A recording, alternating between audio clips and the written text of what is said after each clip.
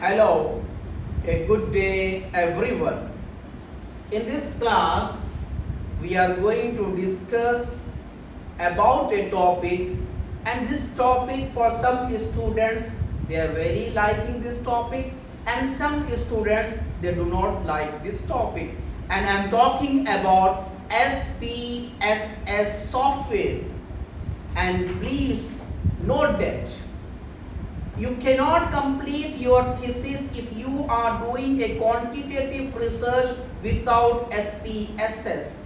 SPSS play an important role in any thesis or in any project paper or in any research project.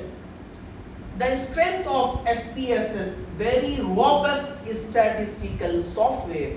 You can do mean, you can do median, you can do correlation, you can do ANOVA, you can do regression, you can do correlation analysis. Many complex statistical tests available. You can, if you want to run the t-test, you can run the t-test in order to differentiate gender, in order to differentiate age factors, in order to understand kids and different genders. Good stats coach help with interpreting results, easily and quickly displays data tables.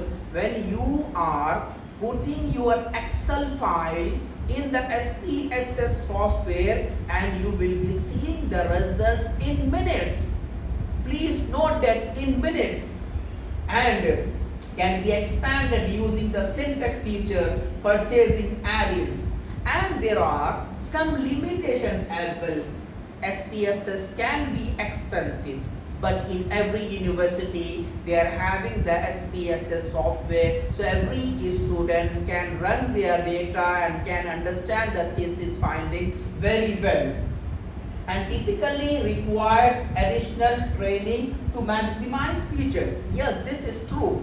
That is why we teach SPSS in detail in every class. We start with the descriptive analysis. We teach students about the t-test. We talk about the correlation. We talk about multicollinearity test. We explain them about regression. We explain them ANOVA, on and so on. And SPSS plays an important role in order to complete the fourth chapter, that is called findings. Thank you very much for your concentration.